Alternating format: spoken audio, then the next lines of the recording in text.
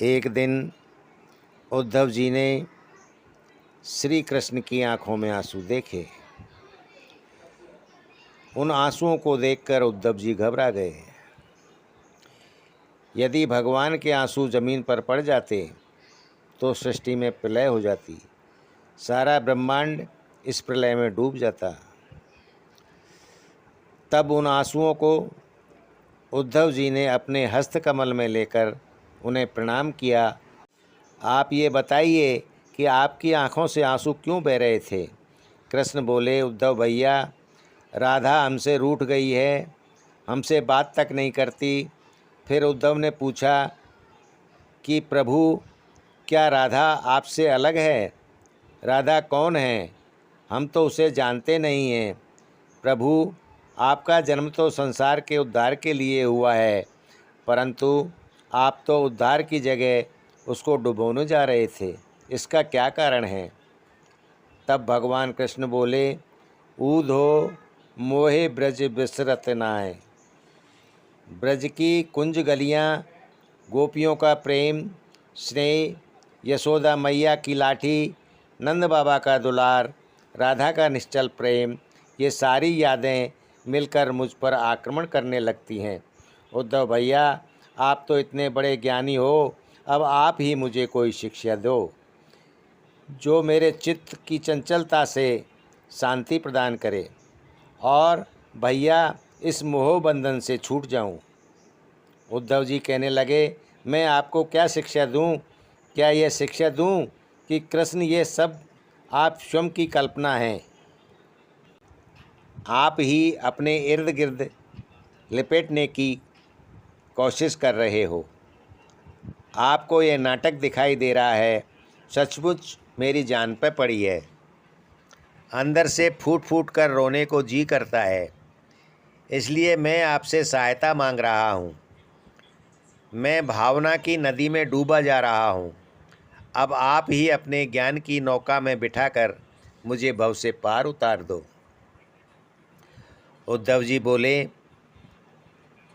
मुझ पर इन भावनाओं की लहरों का कोई असर नहीं होता। ये सब उन भोली भाली गोपियों को सुनाकर उन्हें ही ठगते रहिए। कृष्ण ने कहा, आप पर तो इन भावनाओं का कोई असर नहीं होता। ये सब मोह की माया है। अज्ञानियों को यह भटका सकती है, परंतु ज्ञानियों को ये भावनाएं नहीं भटका सकती। भैया, हम तो अज्ञानी हैं और आप ज्ञानी मानव हो। उद्धव, कन्हैया, देखो, आप मुझसे अपना असली रूप छुपाने की कोशिश मत करना। ज्ञान पत्थर की वो चट्टान है जो नदी के तूफान में भी अपने स्थान पर जमी रहती है। भैया, आप तो ज्ञानी पुरुष हैं और हम तो अज्ञानी हैं। जहाँ पाठशाला भी नहीं थी, गोपालों के साथ गाय चराते चराते हमारा जीवन बीत गया। उद्धव जी कहने लगे, कृष्ण, तुम मुझसे अपना असली रूप छुपाने की कोशिश मत करना। उद्धव जी कहने लगे कि मैं परम गुरु बृहस्पति का शिष्य हूँ।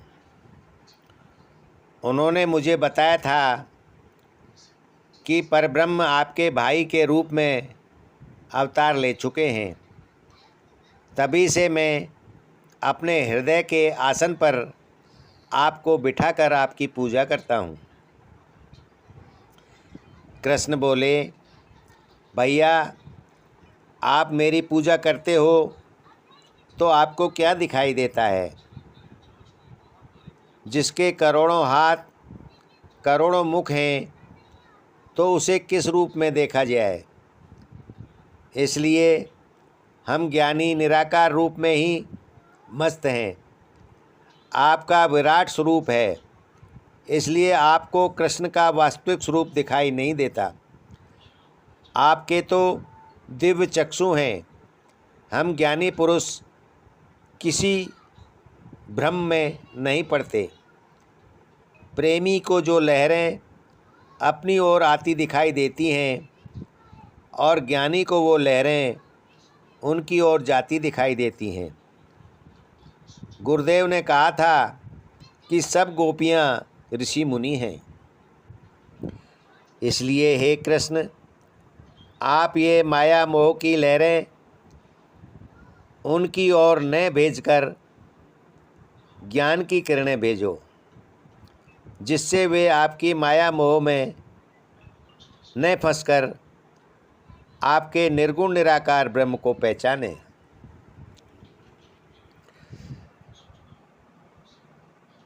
उद्धव को भी अपने ज्ञानी होने का बड़ा अहंकार था।